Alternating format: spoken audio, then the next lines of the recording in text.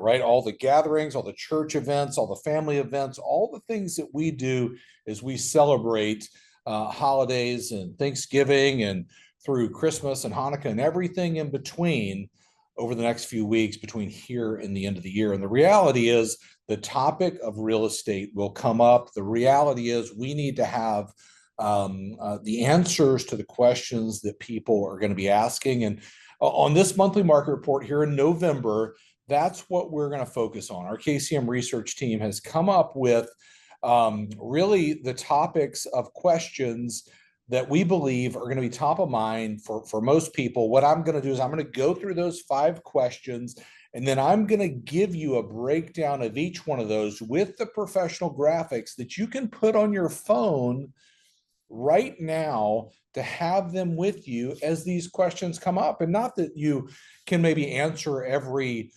question or every topic or every concern that someone has, but you can say, hey, let me share something with you and let's set up a time to talk about this a little bit further.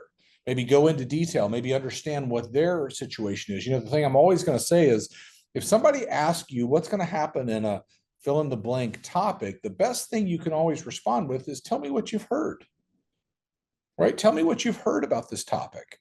Tell me what you've heard about prices or inventory, or, you know, is the market going to crash, or what you heard somebody say, because we all know that there will be people we'll run into, whether it's at a holiday gathering, wherever it is, and somebody will have a perspective on real estate, oftentimes an opinion that is based not only with the absence of facts, but oftentimes the absence of reality, maybe what somebody thinks or they think they read or heard or saw, whatever the case is. So those questions, let me open them up for us and start our time together this way. First, when will mortgage rates come down? I think this is a big question right now.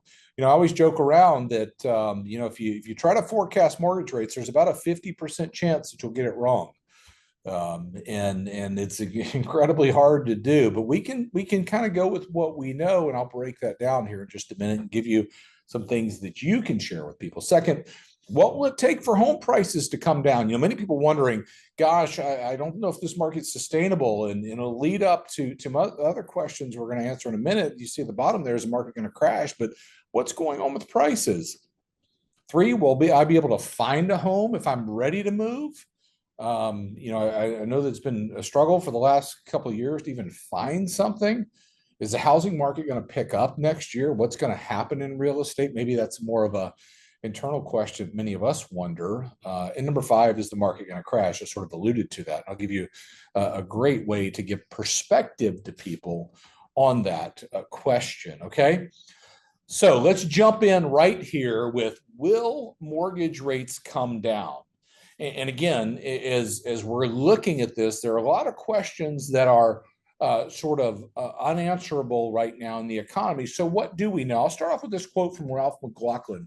He says this: the trajectory of rates over the coming months will be largely dependent upon 3 factors: the performance of the labor market, the outcome of the presidential election, and the possible reemergence, of inflationary pressure.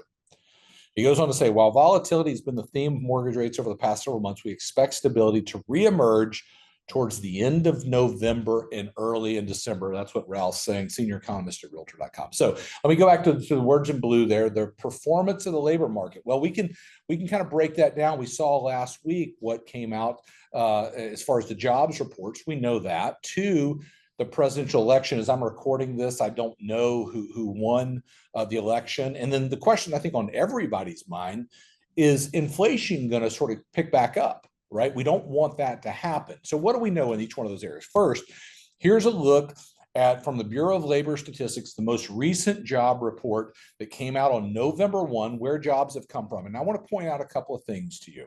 What the Federal Reserve is responsible for is a dual mandate: maximum employment and price stability. So in employment, they don't want to see unemployment get out of control. They want to see, you know, things kind of tick along. Well, in this latest jobs report, 2 areas that we saw job growth, or the biggest areas: government. I wouldn't say that's it's not the free market operating. And healthcare, a highly regulated business, seeing job growth in it. But everything else seeing very anemic or lack of growth, actually job loss. And there are a lot of things going on in the economy, and a lot of this is attributed to storms and to other things happening. And obviously we're in the midst of the election and everything going on with that. But here's the bottom line. We're not seeing job growth like what we've seen in the past. I think you'll see some weakness in the labor market, which sort of spurs on the Federal Reserve. The consensus is that they are going to cut the Fed funds rate by 25 basis points. We'll see if that happens. But we certainly can say, okay, this is what we see in the jobs sort of growth. Again, I don't know on the presidential side. I'm not going to cover that because I just don't know right now. But inflation, we know where that's at right now. Right? We know the Fed doesn't want to see inflation tick back up. And we're not seeing that right now as the most recent PCE report. But where we stand is that price stability is what they want to achieve. And what over the last couple of years, what have prices been? Anything other than stable. So my perspective on this is we're sitting here talking today is that, with the labor market, not as strong as the Federal Reserve would want to see. And on inflation, they're seeing the trend they want to see. Why is this so important? Because this will affect the housing market. So when will we see a little bit better mortgage rate environment? Well, I can tell you this. All of the forecasters that we follow show going into next year a better interest rate, mortgage rate environment. Okay. That means it's cheaper to go out and buy a home. That means that folks that maybe have been on the sidelines and not done something will come back into the market. I always reference a study that was done by Bright MLS that over 70% of buyers in the last year abandoned their search because of prices. Think about that. 70% of people that were looking to buy a home said, it's too expensive right now. I'm not going to do it. And so I think that's a critical piece that we have to remember. So somebody comes up and, you're in a conversation. When are we going to see some better mortgage rates? Well, forecasters are saying going into next year, we will absolutely see that. And maybe their response is great. We'll just wait for that. Well, I think everybody else that is thinking about buying a home will do the same. There's opportunity right now to hop back into the market before I believe we will see more activity. I think as we think about next year in 2025, and I'll get into this in just a moment, maybe I'll wrap up with what we should expect for next year. And I think we will see more activity based upon one of the many factors, but this being one of the key factors in the real estate market next year. Next question, what will it take for prices to come down? This is the age-old question. You sit around and folks are like, the house down the street just sold for this. There's no way it's worth it. What goes up must come down. And there are many people in real estate right now that feel that way. They feel like, I've seen this market going the direction that it's going, and I don't see it, sustaining itself.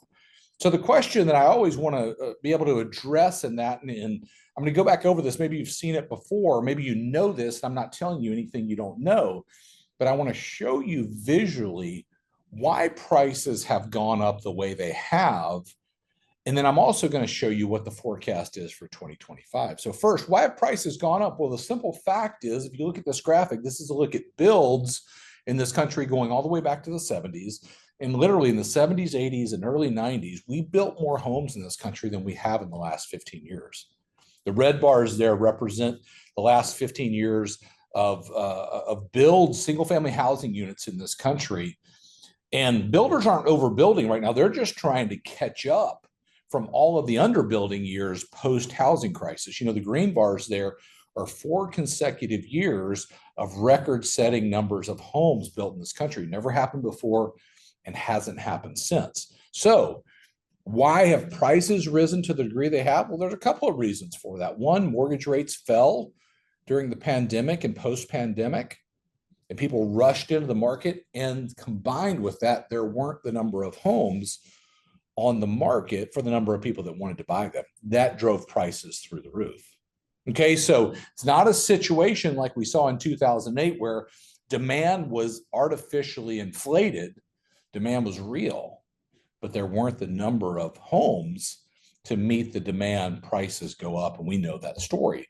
But being able to show somebody this and say, this is the story of housing in this country. There's literally not a market in the overwhelming majority of this country where there aren't a lack of homes on the market right now. Maybe we're starting to see more inventory, and I'm going to get into that in just a minute. But most markets for the last several years have not had the number of homes for the number of people that want to buy them. So what does that mean for next year? Does that mean prices have gone up and prices are going to crash? Well, I can tell you, of the 10 forecasters that we follow at Keeping Current Matters, you see right here, the lion's share shows somewhere between 3 and 4% appreciation in residential real estate next year, the average being 2.5%. You see it on the left side of the screen there. But very, very healthy, very normal price appreciation going into 2025. That is a good thing for the real estate market. If we're honest, the last several years and the tremendous amount of price appreciation, it was not a healthy market.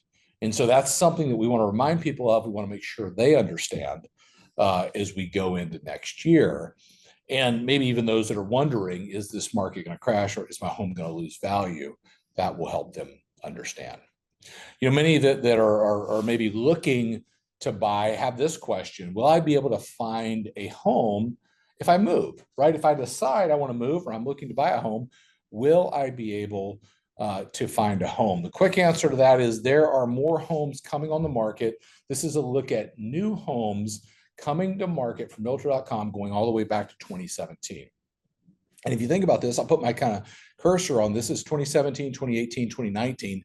And then the pandemic comes along. We deplete inventory in this country, bottoms out somewhere the beginning of 2022. And then we've been in this upward sort of trajectory in inventory across the country over the last couple of years. Now, a lot of that is due, the majority of that is due to the rising mortgage rates, the lack of affordability, people saying we're going to kind of sidestep this market. And we even know, we've talked extensively about the election and how that causes people to pause their search for a new home. In this time right now, a lot of people saying, we're going to pause. Redfin just did a study and said 23% of first-time home buyers have said, we're going to wait till after the election, right? So there's new inventory coming to market. It's starting to sort of climb. But what we want to see is we want to get back to these areas right here, right? Where we see, more balanced market, more inventory coming, so people have something to choose from. But the quick answer to that is there are more homes coming to market. Now, I believe this is an area that you want to have command and control of the facts right in your market, right? You want to have command and control of what's happening in the neighborhood, in the area that you're working in, so that you can say, hey, this time last year, these were the number of homes that were on the market right here. Today, here's the number of homes. And I'll tell you nationally right here from Realtor.com, there were 29.2% more homes actively for sale on a typical day in October compared to the same time in 2023, marking the 12th consecutive month of annual inventory growth in the highest count since December 2019. So that's a good thing, right? Remember the time where if you wanted to buy a house, you had this bidding war, you couldn't get in. Many people abandoned their search even back then. And I'm not saying there aren't bidding wars on homes that are priced right today, because there certainly are. But the bottom line is there is more opportunity to go out and buy a house right now in the last several years. Next question: will the housing market pick up next year? A big topic that many folks are wondering. Maybe many of us in the business are wondering, what is next year going to look like? I can tell you this, that you should expect more homes to sell next year. Matter of fact, the projections for 2025 are that we would sell about 5.2 million homes. This is total homes in this country next year. And you see this look going all the way back to 2019. The market peaked in 2021, 6.9 million total homes sold. But here's the bottom line. I want you to hear me in this. Is we'll look at 2024 as the bottom of the market from a transaction standpoint. I believe that. I believe that we will see more homes sold next year. And then even the years following, we will see incremental growth in home sales as we've sort of come through the turn of this market, right? White hot market 2021, 2022, mortgage rates start to rise. It slows down the market. in 23 and 24. And now, remember, I told you we'd see relief in mortgage rates, which will bring more transactions back into the market. And that's maybe sort of the theme of this. And as you interact with people, is what do you expect for 2025? What do you expect about this market? I think it's something that all of us need to consider right now. What do we expect for next year? What do we expect? I can tell you most forecasters expect mortgage rates to come down, but more homes to be sold, and homes to appreciate at a much more normal rate going into next year. Those are three really good things. Next question that I'll sort of wrap up on, and I'll tail out with three things that I absolutely think you should expect. Is the market going to crash? I believe this is something that is on the top of people's minds. And some of them are very, very vocal about it. Some of them are even on YouTube, these people that come on and they're like, the market's going to crash and whatever. Or, I was at an event and somebody stood up and said, I'm dealing with a buyer right now. And their dad said, I wouldn't buy a house for the next 4 years because this market's going to crash. Well, I think there are a couple of things that we need to understand about this question that I want to break down for you real quick. Okay.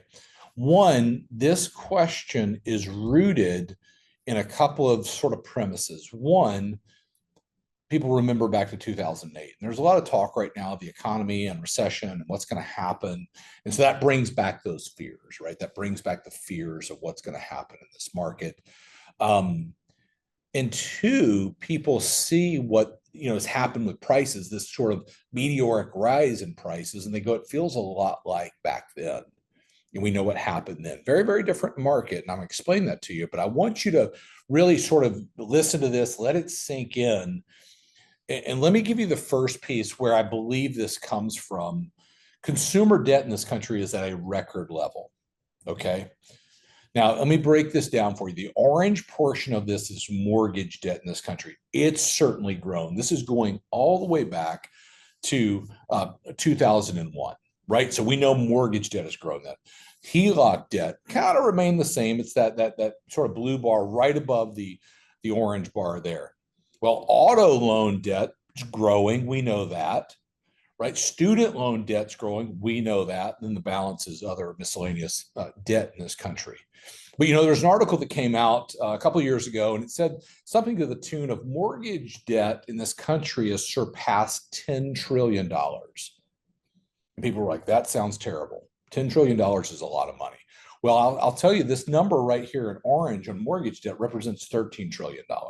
And I would remember that. $13 trillion is the amount of debt in this country on residential mortgages, that are outstanding. A lot of money, a lot of money in the economy. But here's what people fail to mention in that. So if somebody again, isn't in our business, they're listening to the news or they're listening to somebody talk about mortgage debt soaring, it's $13 trillion in mortgage debt, never been this high before, never, all the fear in that. Here's what they fail to sort of give perspective on. That while there's 13 trillion, you see it there in the orange bar, there's 35 trillion in equity. And the total value of real estate is $48 trillion in this country.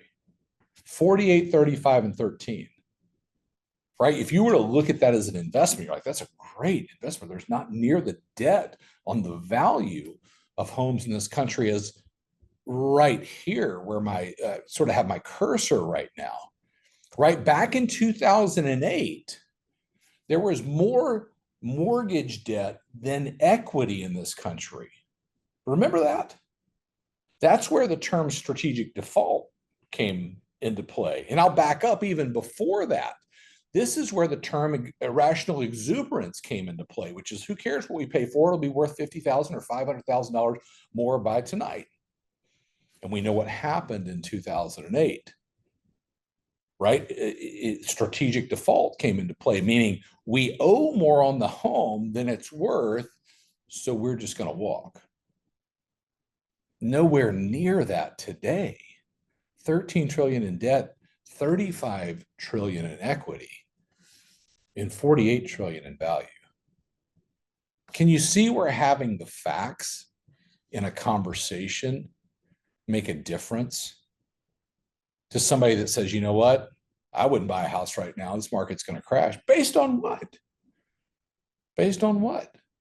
Even if you had some sort of, apocalyptic scenario, you could pretty much play it out in the housing market and say, you know what, there's an extremely low amount of debt on homes in this country, enormous amount of equity. Homeowners are very, very solid and good for them, right? The majority of homes in this country have a great mortgage rate.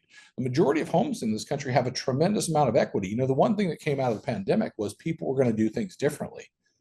And here's a look at it, just sort of if I were to crystallize this point for you. Graphic on the left shows the housing crisis and the debt, orange there, the equity in green.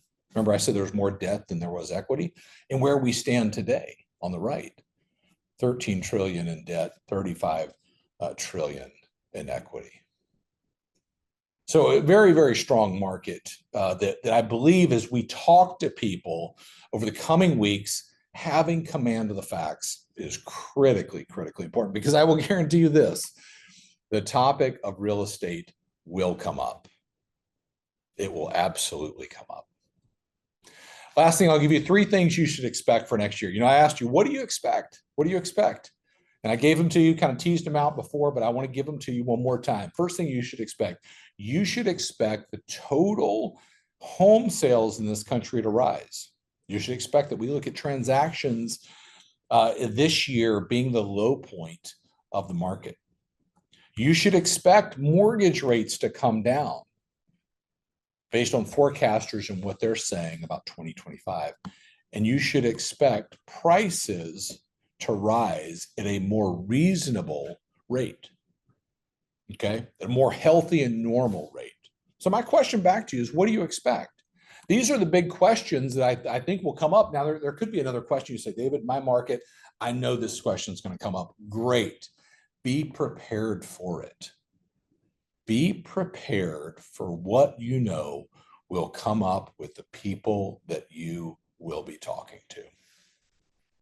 You know, I was talking to a friend, a mentor the other day, and they were telling me a story. And the story was about a challenge in life they had faced, and a challenge in life that had to do with a personal situation that they were facing in their own health. This person had been given a diagnosis from a doctor, and the doctor essentially said, you could have just a few more years to live, less than 5 years. And you can imagine what that person felt in that moment, right? I know what I would feel, right? There's so many things that would run through every one of our minds during a time like that. And as he told the story, he said this, you know, all the things that came into my mind of my family and all the fears, he just couldn't shake the anxiety of that. And for this period of about 10 days before let me just give you the quick answer to this, went back into the doctor and they said, that's not it, sort of a misdiagnosis. But there was this period of time where anxiety and fear and all these emotions flooded into this person's life. And he said, I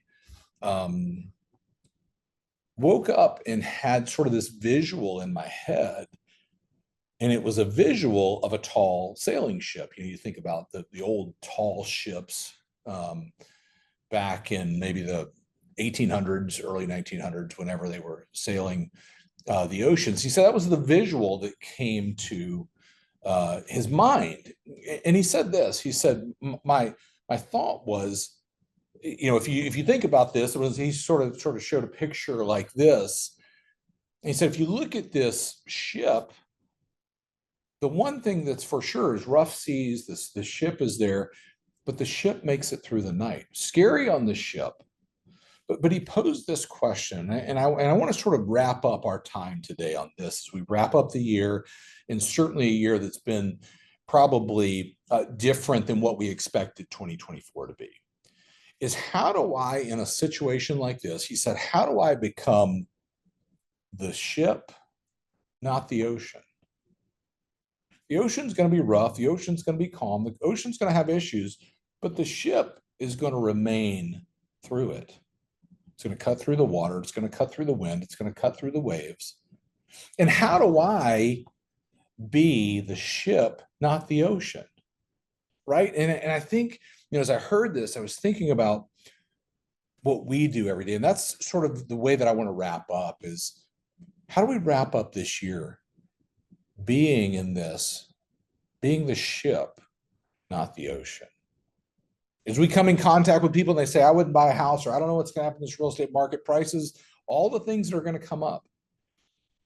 How do I remain calm? How do I remain confident? How do I remain steady in basing what I say on the facts? My hope is over the last few minutes, I've given you the facts to be able to deliver that message. And maybe there are more facts that you need and you want to have them on your phone. My encouragement over the next several weeks is to have them ready, have them at your command so that you can educate people, you can clarify what's going on to those that have questions in this market.